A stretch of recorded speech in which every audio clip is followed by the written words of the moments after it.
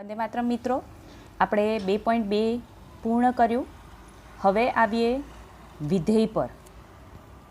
હવે આપણે આગળ વધીએ વિધેય તરફ। તો વિધેયની વ્યાખ્યા શું છે પહેલાં તો એ જોઈએ। જો મિત્રો આ ચેપ્ટરની શરૂઆત કરી તો શરૂઆતમાં હતું, પહેલાં શરૂઆત કરી હતી આપણે કાર્તેઝીય ગુણાકાર, ચોકડી ગુણાકાર તો નહીં કહેવાય, તમે કાર્તેઝીય ગુણાકાર કહી શકો। તો કાર્તેઝીય ગુણાકાર પરથી આપણને સંબંધ મળ્યું। હવે સંબંધ પરથી તમને વિધેય મળશે, વિધેયને કહેવાય છે ફંક્શન। તો વિધેય એટલે શું? તો કે સંબંધ આર, સંબંધ એફ એ થી બી પરનું। હવે વિધેયની વ્યાખ્યા આપું છું। જો સંબંધની વ્યાખ્યા હતી તો આપણે એને આર ફોર રિલેશનથી ઓળખ્યા હતા। હવે ફંક્શન છે તો એફ, સ્મોલ એફ વડે દર્શાવશું। તો સંબંધ એફ એ થી બીનું વિધેય કહેવાય જો પ્રત્યેક એક્સ બિલોંગ્સ ટુ એ માટે, દરેકે દરેક એક્સ બિલોંગ્સ ટુ એ માટે અનન્ય ક્રમયુક્ત જોડ। અનન્ય ક્રમયુક્ત જોડનો મતલબ શું થાય? તો કે અનન્ય એટલે એક અને માત્ર એક, x Y belongs to f મળે। આ તમારી મેઇન વ્યાખ્યા છે। જો પ્રત્યેક એક્સ બિલોંગ્સ ટુ એ માટે અનન્ય ક્રમયુક્ત જોડ x Y belongs to f મળે, આવું જો થાય તો એફ એ થી બીનું વિધેય કહેવાય। અને હું જો મેથેમેટિકલ ફોર્મમાં લખું તો for all X belongs to A, પ્રત્યેક એક્સ બિલોંગ્સ ટુ એ અનન્ય X Y belongs to F, that's it. બસ આટલું જ લખાશે। પ્રત્યેક એક્સ બિલોંગ્સ ટુ એ માટે અનન્ય X Y belongs to F થાય। અહીંયા ધીસ ઇમ્પ્લાઇઝ લખી શકો, for all X belongs to A, this implies અનન્ય X Y belongs to F. વિધેયને સંકેતમાં કેવી રીતે લખાશે? તો કે પહેલું તો ક્યાંથી ક્યાંનું વિધેય છે? તો કે એ થી બી પરનું વિધેય છે। તો એફ ફ્રોમ બોલાશે, F from A to B, આપણે આ રીતે જ બોલશું। વિધેયને સંકેતમાં બોલાશે F from A to B, કે જ્યાં F x is equal to Y. શું થયું? તો કે એફ પર એક્સ લાગુ પાડતા, અથવા તો તમે એમ કહી શકો કે એક્સ પર વિધેય એફ લાગુ પાડું છું, જવાબ શું આવે છે? વાય। આપણે શું કરતા હતા અત્યાર સુધી? તો કે એક્સની કિંમત મૂકતા હતા અને જવાબ વાય મળતો હતો। મિત્રો એક્સની કિંમત મૂકો અને જવાબ વાય મળે ક્યારે? તો કે એના પર એફ લાગુ પાડો, એના પર આર લાગુ પાડો ત્યારે। ઓકે, હવે વિધેયને ડિટેલમાં સમજીએ અલગ અલગ તમારી કિરણ આકૃતિ વડે। ચલો, પહેલું જોજો, આ જે વ્યાખ્યા છે ને એને હું ડિટેલમાં સમજાવું છું। મારી પાસે અહીંયા 3 ઘટકો છે, 1 2 3। અહીંયા મારી પાસે 3 ઘટકો છે, એ બી સી। અહીંયા પણ એવું જ છે।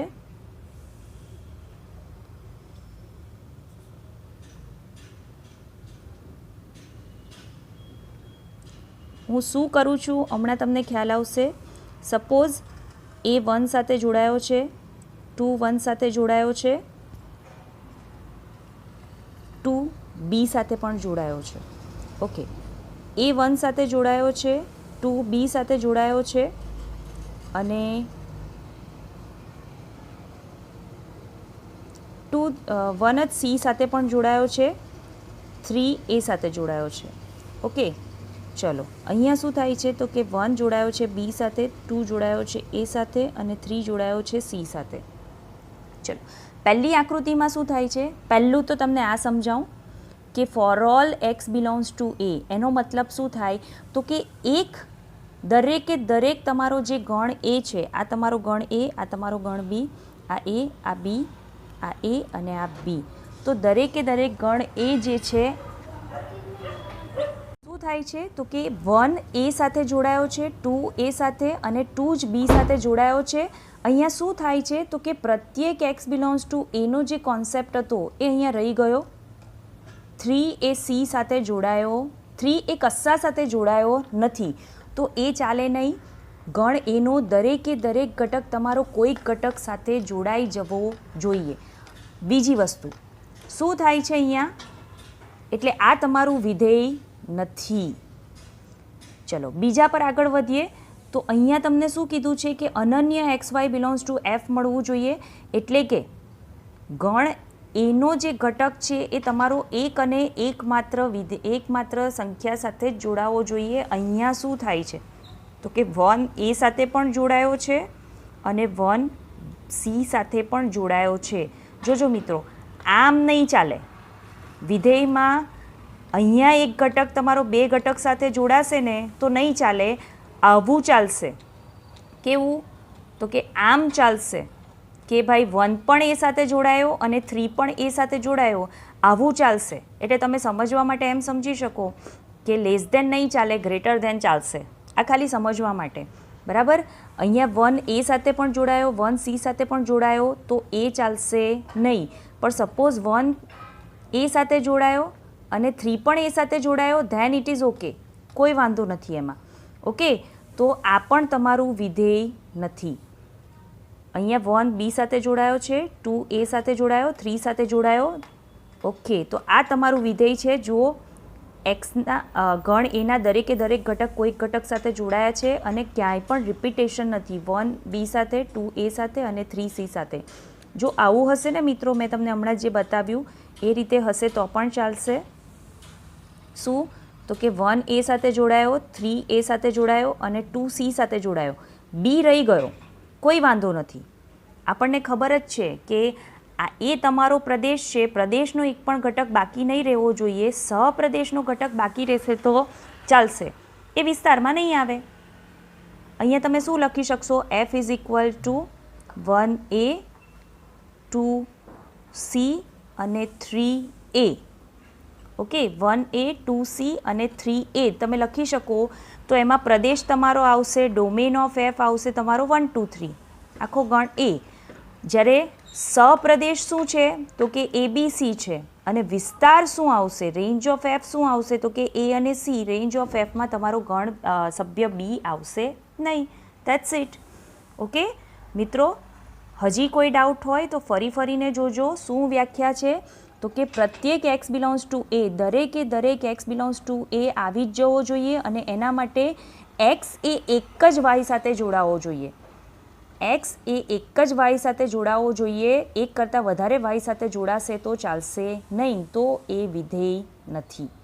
ઓકે, અને તમને પ્રદેશ, સહપ્રદેશ અને વિસ્તારની વ્યાખ્યા અગાઉ આપી જ દીધી છે. છતાં જો લખવું હોય તો તમે એમ લખી શકો, એફ ઇક્વલ ટુ એ બી, કે જ્યાં એ બિલોંગ્સ ટુ એ અને બી બિલોંગ્સ ટુ બી.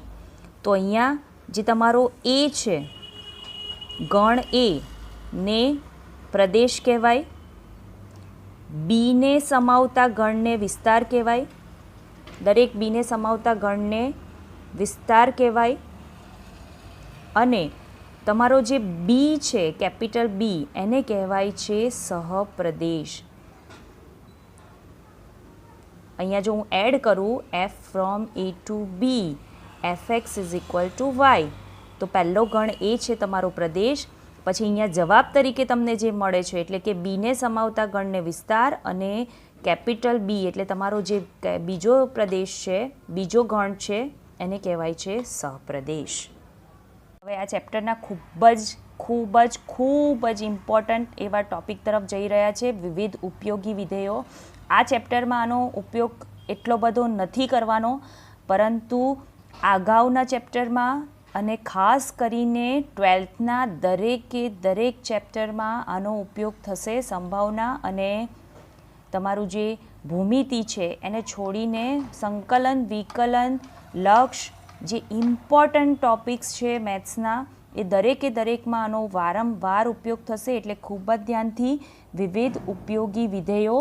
સૌપ્રથમ પહેલું વિધેય છે એ છે તદેવ વિધેય. કદાચ મિત્રો ગુજરાતી નામથી એટલું ખ્યાલ નહીં આવે, પણ ઇંગ્લિશ નામ આઈડેન્ટિટી ફંક્શન. આઈડેન્ટિટી તમને ખબર છે, આઈડેન્ટિટી એટલે ઓળખ. તમારી ઓળખ શું છે તો કે તમે પોતે. તો ફંક્શન પણ અહીંયા કંઈક એવું જ કહે છે કે F from R to R F x is equal to X. શું થશે તો કે એક્સની કિંમત મૂકશો અને જવાબ એક્સ જ મળશે. એક્સની કિંમત મૂકશો અને જવાબ એક્સ જ મળશે તો એને કહેવાય છે તદેવ વિધેય, આઈડેન્ટિટી ફંક્શન. થોડાક ઉદાહરણ લઈ લઉં. સપોઝ કે 0 મૂકો તો 0 આવે, 1 મૂકો તો 1 આવે, એક્સને બદલે જે મૂકો તે જ તમારો જવાબ. તો 2 મૂકશો તો તમારો 2 આવશે, 3 મૂકશો તો 3 આવશે. આ તમારી જોડ રેડી થઈ ગઈ. આ એક્સયામ, આ વાયયામ. આપણે શું કીધું હતું? F x is equal to Y.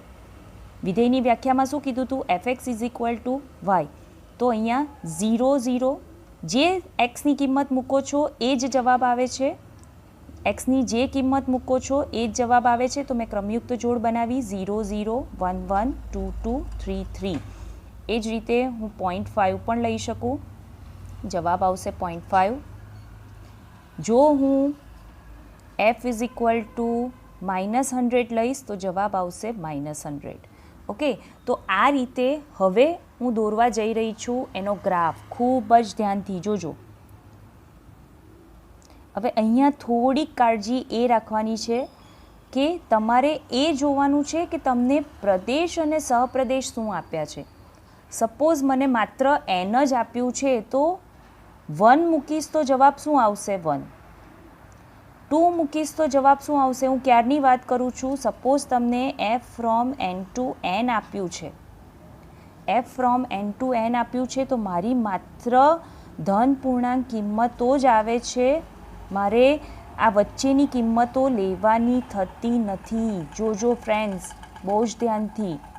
જો મારે એન ટુ એનમાં કિંમત લેવાની છે તો એન ટુ એનમાં કિંમત કઈ આવશે એક્સની? તો કે 1 2 3 4 5, ફક્ત ધન પૂર્ણાંક. ત્યાં 0.5 નહીં આવે, ત્યાં 0.7 નહીં આવે, ત્યાં 0.00001 નહીં આવે. ઓકે, ત્યાં માત્ર 1 2 3 4 આવી રીતે અનંત સુધી કિંમતો આવશે. તો જો F from N to N છે તો આ મારો ગ્રાફ થઈ ગયો પૂર્ણ. માત્ર બિંદુઓ આવશે, હું સળંગ રેખા નહીં બતાવી શકું કારણ કે વચ્ચેની કિંમતો આ વચ્ચેની કિંમતો છે એ બધી એનમાં સમાયેલી નથી. આ બધી કિંમતો જે હું 0.1 કહું, 0.2 કહું, 0.3 કહું, 0.5 કહું, એ બધી એનમાં સમાયેલી નથી. તો એવા સંજોગોમાં એ બધી કિંમતો નહીં આવે. F from N to N માટે આ તમારો ગ્રાફ પૂર્ણ થઈ ગયો. Suppose F from Z to Z આપ્યું છે, F from Z to Z આપ્યું છે તો એ સંજોગોમાં શું થશે? ચલો x -1 law, y -1,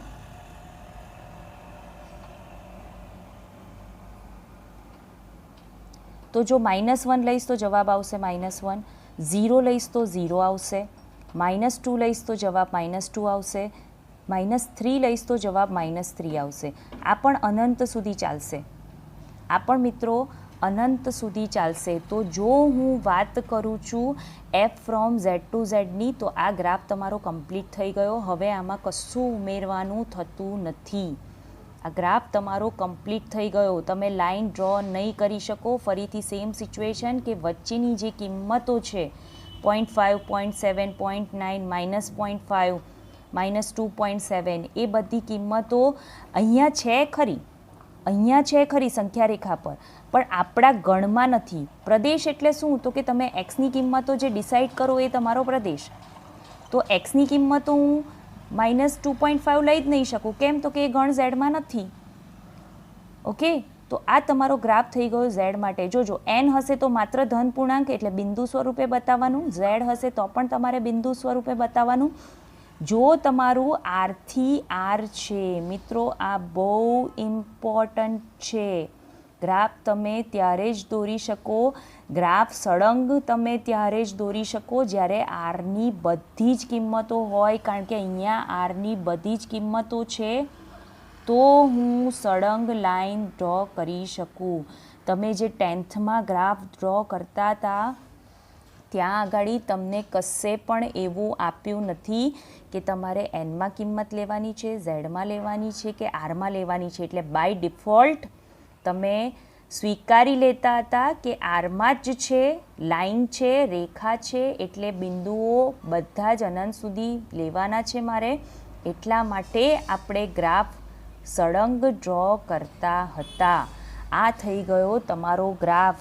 F x is equal to x લખો કે વાય ઇક્વલ ટુ એક્સ લખો, આ છે તમારું તદેવ વિધેય. તદેવ વિધેય વાય ઇક્વલ ટુ એક્સનો ગ્રાફ આવો આવે. ઓકે, અને સપોઝ જો વાય ઇક્વલ ટુ -x હશે તો તમારો ગ્રાફ ઊંધો થશે, અહીંયાથી ચોકડી બનશે. વાય ઇક્વલ ટુ એક્સ, જો વાય ઇક્વલ ટુ -x હશે તો ગ્રાફ તમારો કંઈક આવો બનશે.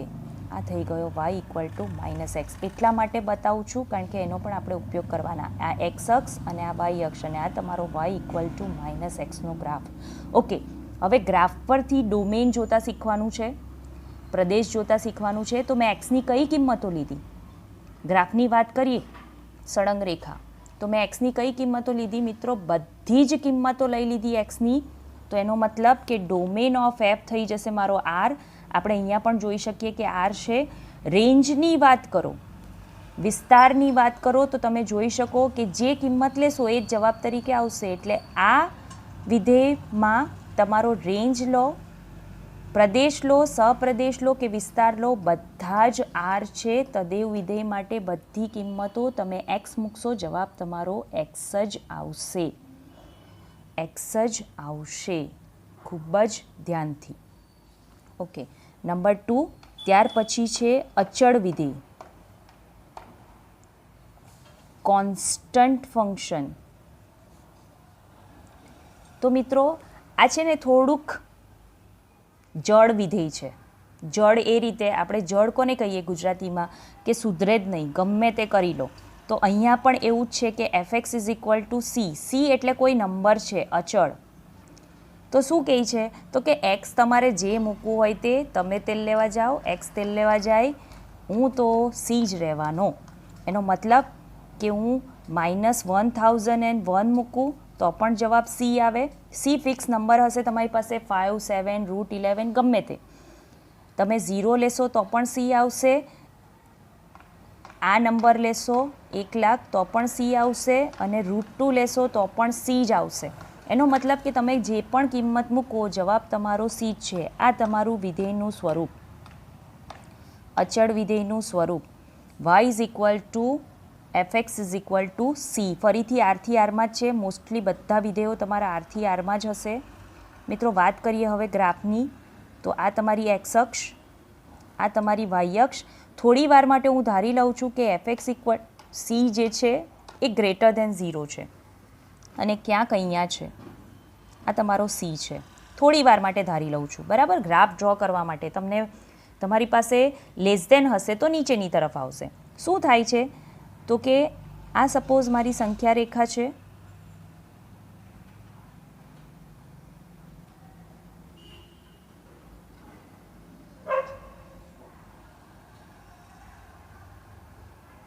આ તમારી સંખ્યા રેખા છે. શું થાય છે?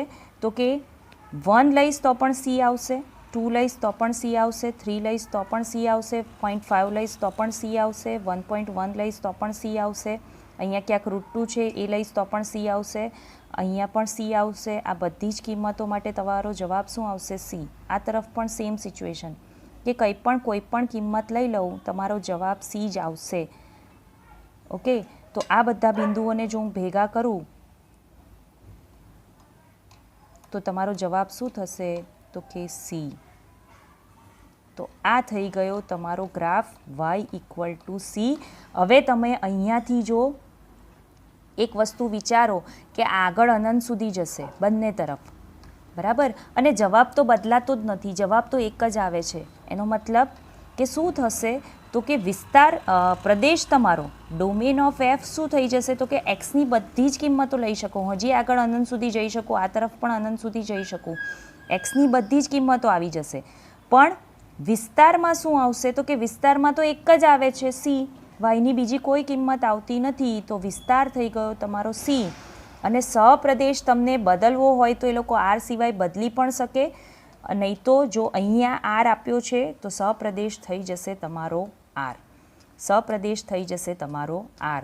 તો મિત્રો આ છે અચળ વિધેય. મેં કીધું એ પ્રમાણે જળ છે, બિલકુલ કિંમત બદલશે નહીં. તમે ગમે તે કરી લો, ગમે તે કિંમત મૂકી દો, બિલકુલ કિંમત બદલતું નથી. એટલે જે તમારી fx ઇક્વલ ટુ અચળ તમને આપ્યું છે, 50 આપ્યું હોય તો 50, √2 આપ્યું હોય તો √2, 100 આપ્યો હોય તો 100 અને લાખ આપ્યો હોય તો લાખ, એ જ કિંમત તમારી રેન્જમાં આવશે.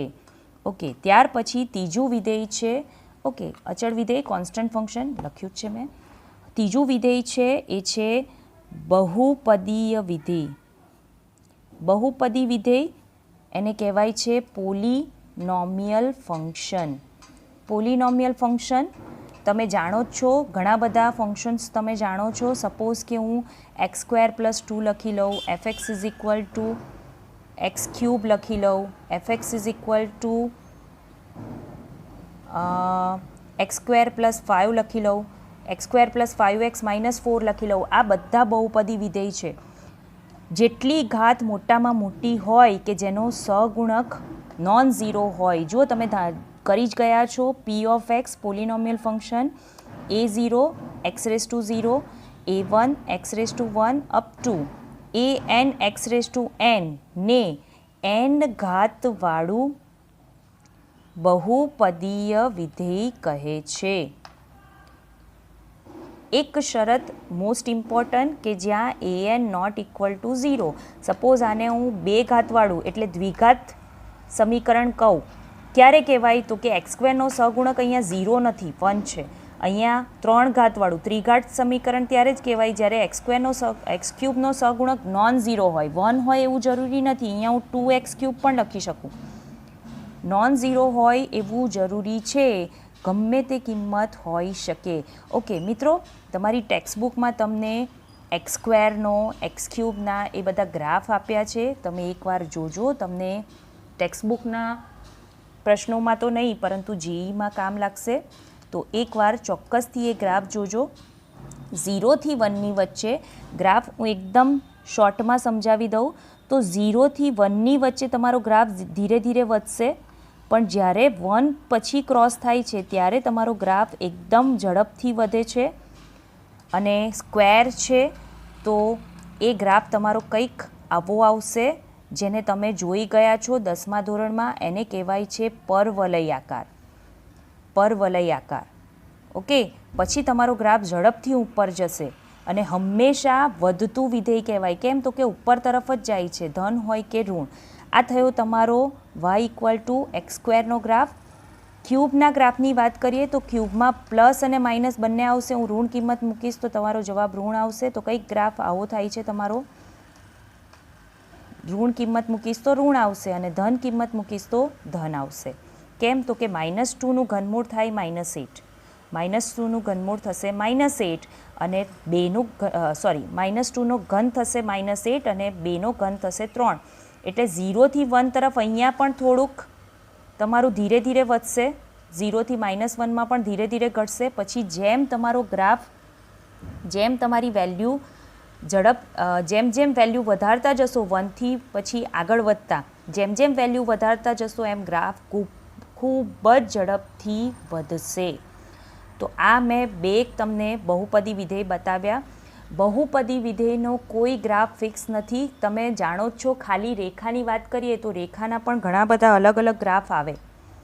જેમ સમીકરણ બદલાય એમ ગ્રાફ બદલાશે, એટલે કોઈ ફિક્સ ગ્રાફ નથી. પણ એક વસ્તુ એકદમ ફિક્સ છે કે પ્રદેશ તમારો R આવશે અને વિસ્તાર પણ તમારો R જ આવશે. જ્યારે નોર્મલી વાત કરું છું ત્યારે જ્યારે x² આવું x² x⁴ ફક્ત એવા ફંક્શન હશે ત્યારે તમારો આનો સબસેટ હશે, R+ હશે, R+ યોગ 0 હશે, એવા ગ્રાફ હશે. ઓકે, એટલે રેન્જ ઓફ f માટે ફિક્સ નહીં કહી શકાય, પણ ડોમેન ઓફ f ફિક્સ હશે. ક્યુબમાં ગ્રાફ હશે, 5 પાવર હશે, 1 પાવર હશે ત્યારે તમારો R આવશે.